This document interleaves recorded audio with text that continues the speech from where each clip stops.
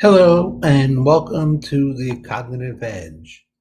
I am your host, Dr. Daniel A. Siebel.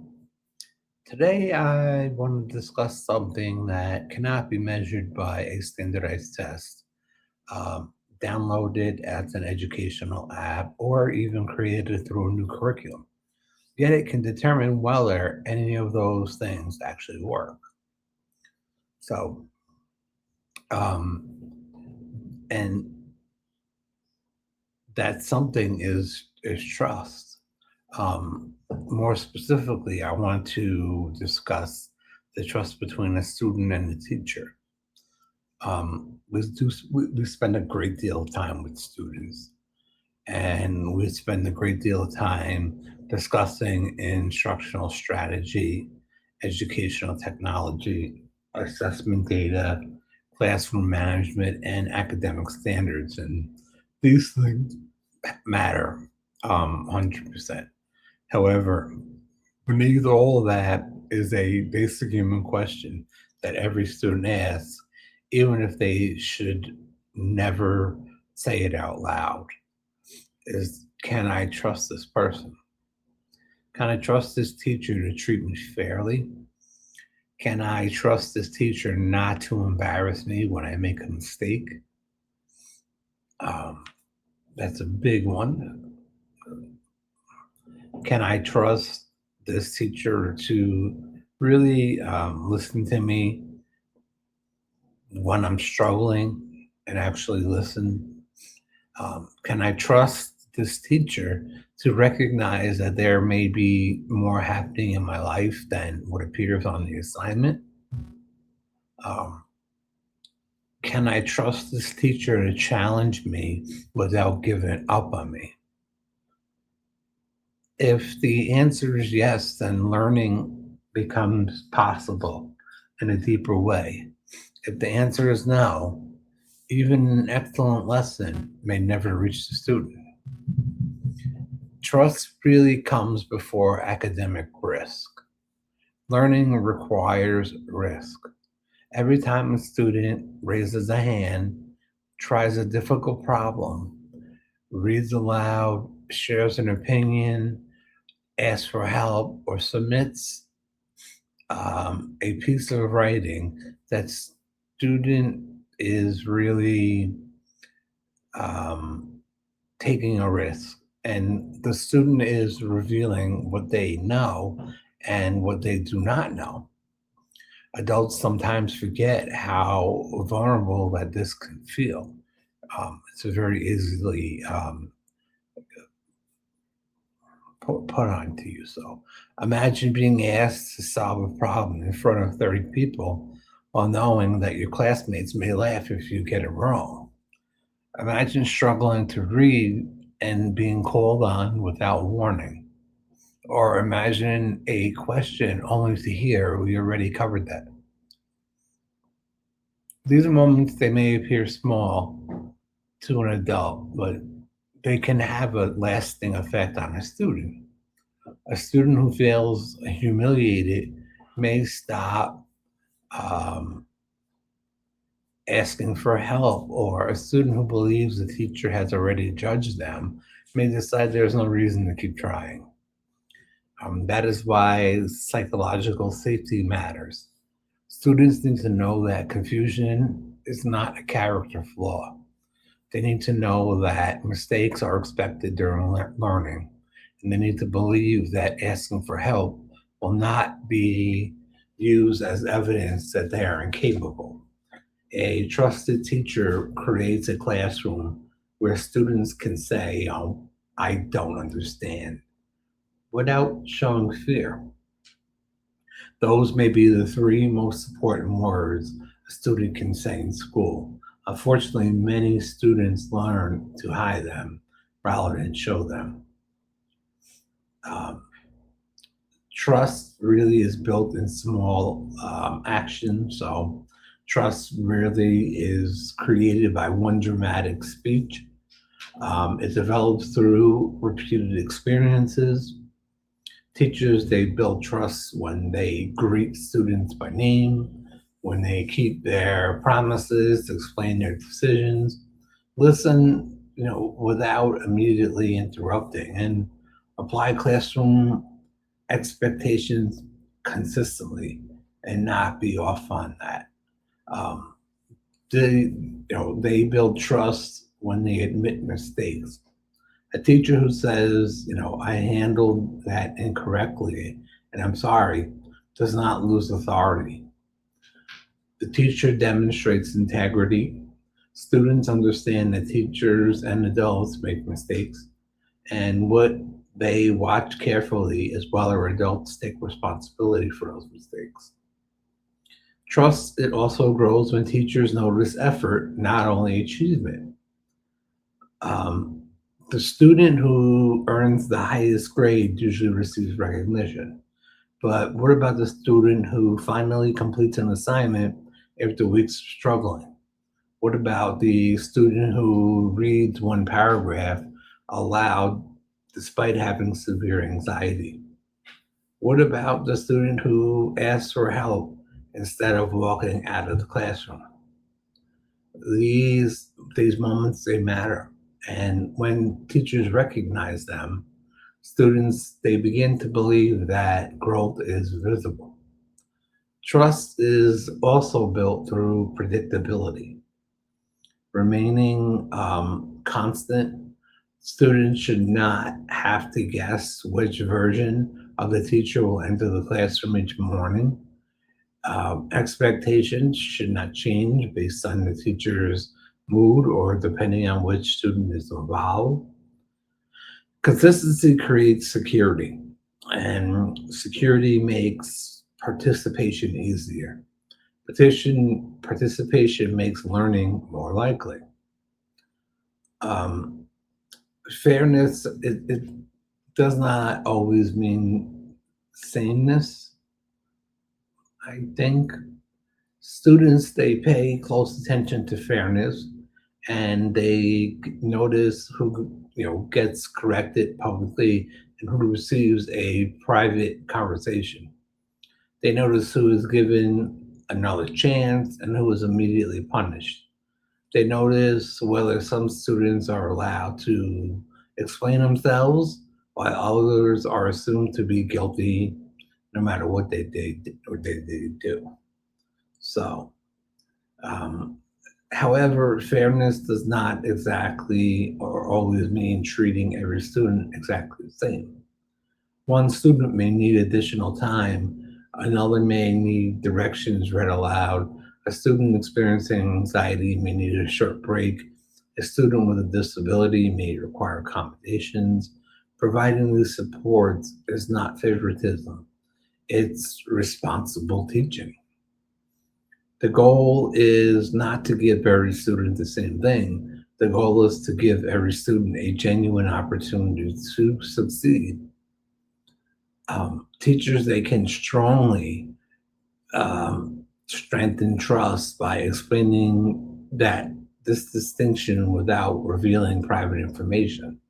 Students should understand that different learners may receive different forms of support because their needs are different. The same pair of glasses does not help every person see. Education is kind of the same. Um, Students, they know when respect is conditional. Um, Sometimes adults say students need to earn my respect, but respect should not be used as a reward for obedience. Students are human beings, and basic dignity should never depend on whether they're quiet, agreeable, academically successful, or easy to teach. A student can be corrected without being humiliated. A boundary can be enforced without sarcasm. A consequence can be given without attacking the student's character. There is enormous difference between saying this behavior is unacceptable and saying you are a problem. Um, One addresses an action and the other labels a person. And we don't want that, at any school. When students repeatedly hear themselves described as lazy or disruptive or difficult or unmotivated, they begin to accept those labels. Worse, they may conclude that their teacher has already decided who they are. Trust grows when teachers communicate a different message. What happened was not acceptable, but I have not given up on you. Accountability and compassion are not opposites. In fact, the strongest classroom contains both. Um, Listening is also one of the strongest teaching strategies that can be used. And it's very simple, but not to spend anything to get it. Teachers, they do not need to agree with everything students say, but students need to know that their perspective will be heard. Listening, it does not mean surrendering authority. It means gathering information before reaching a conclusion.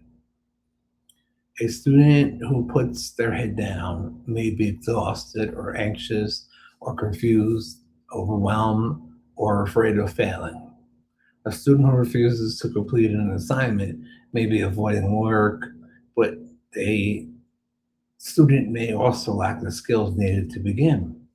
A student who suddenly becomes disruptive may be responding to something that happened at home or in the hallway or online or within a peer group.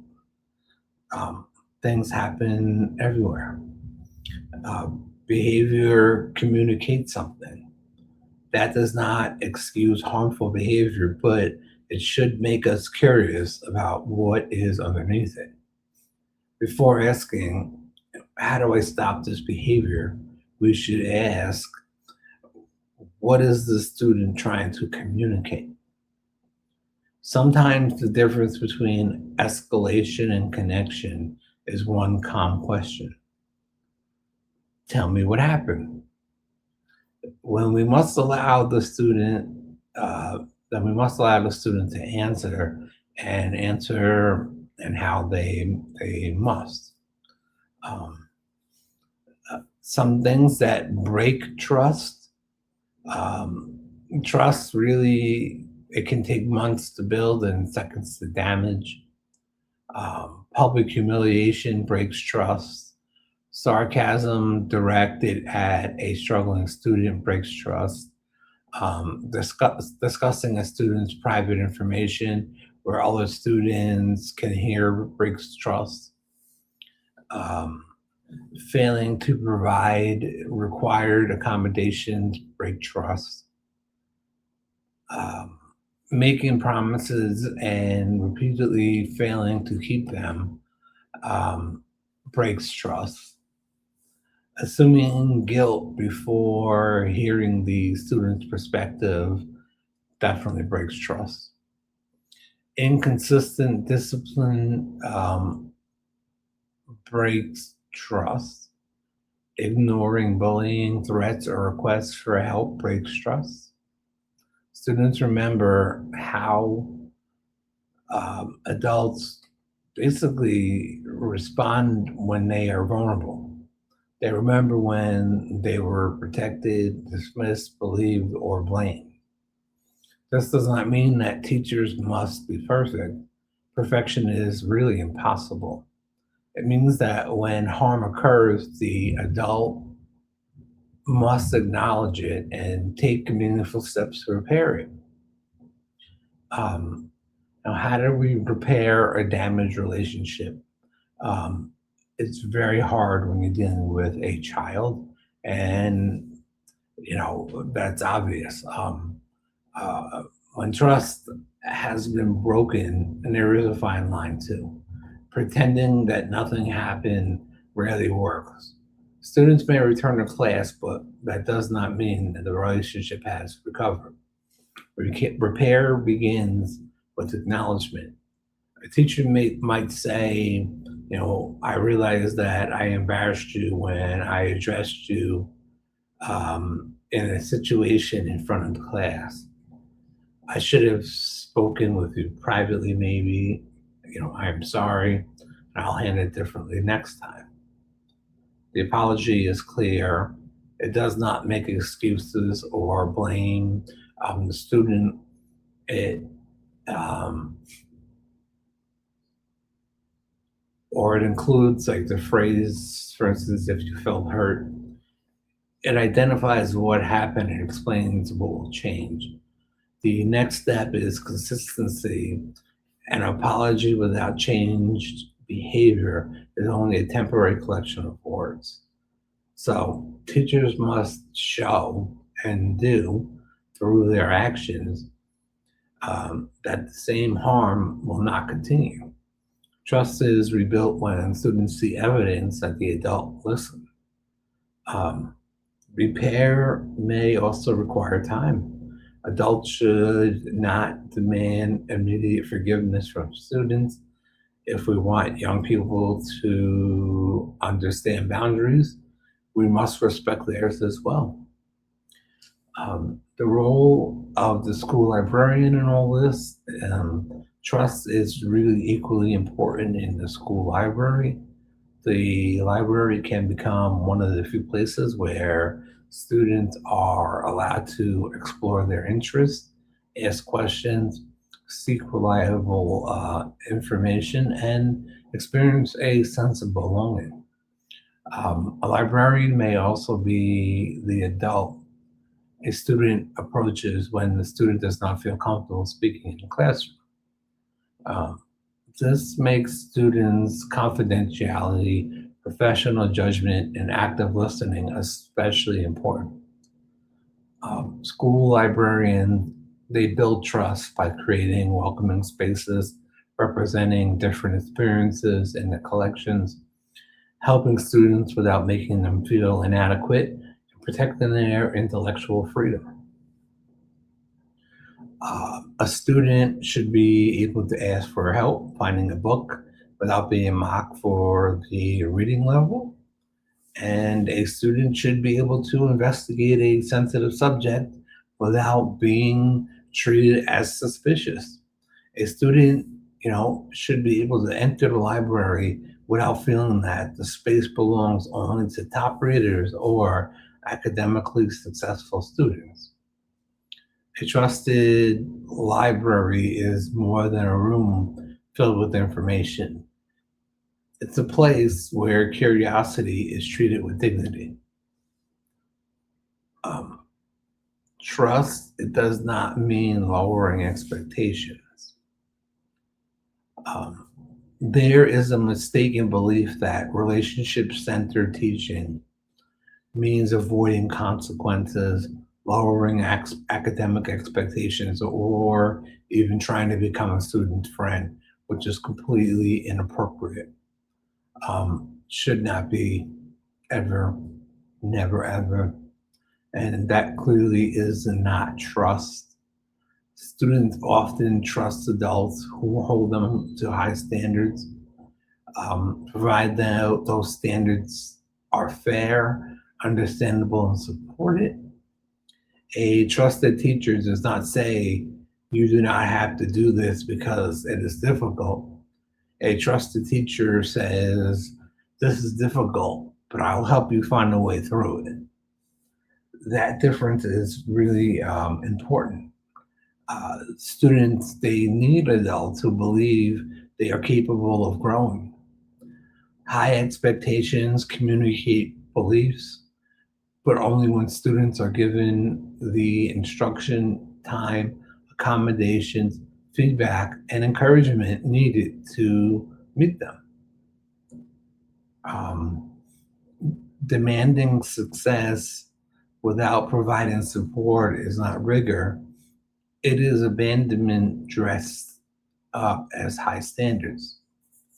Um, Now, trust in the age of artificial intelligence is always a problem.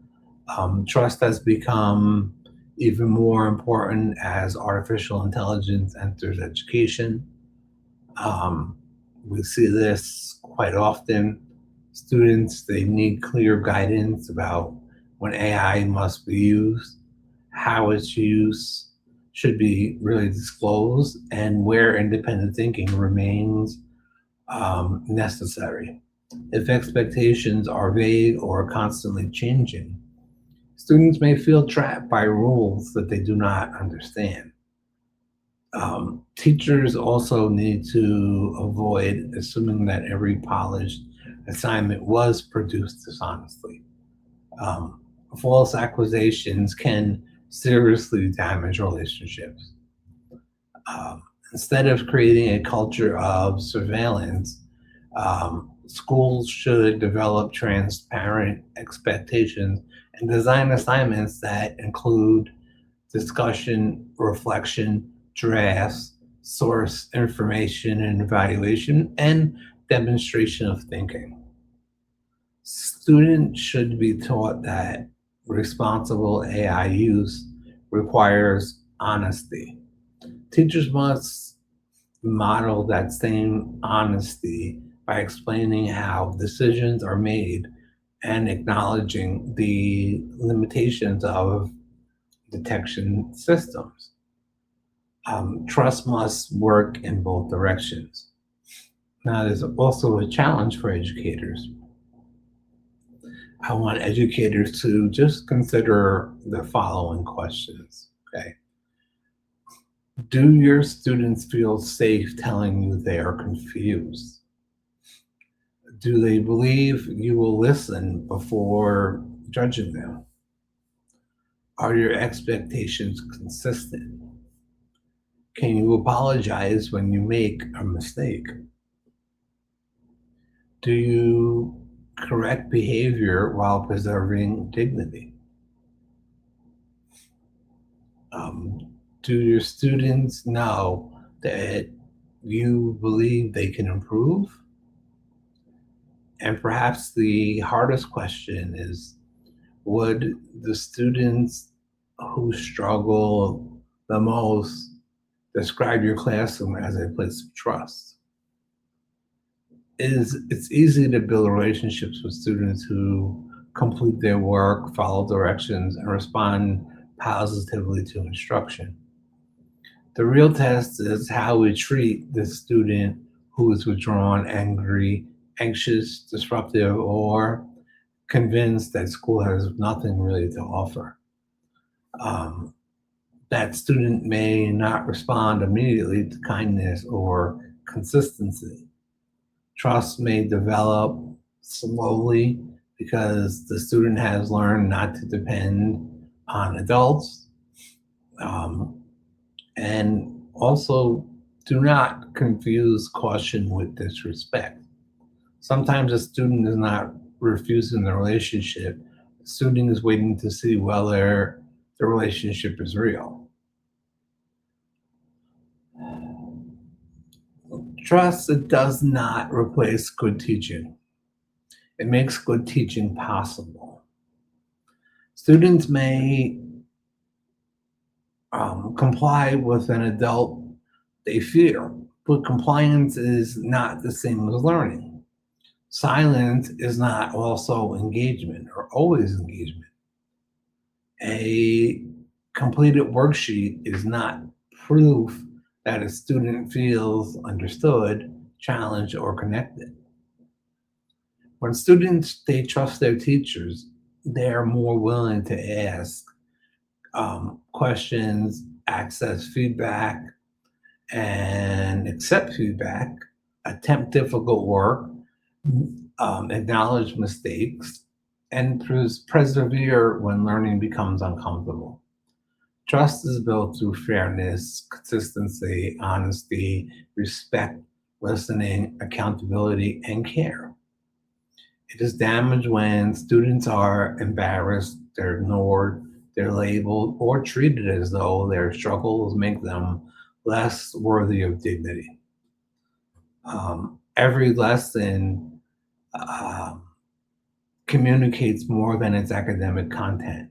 It also tells students what kind of relationship they have with the adult teaching it.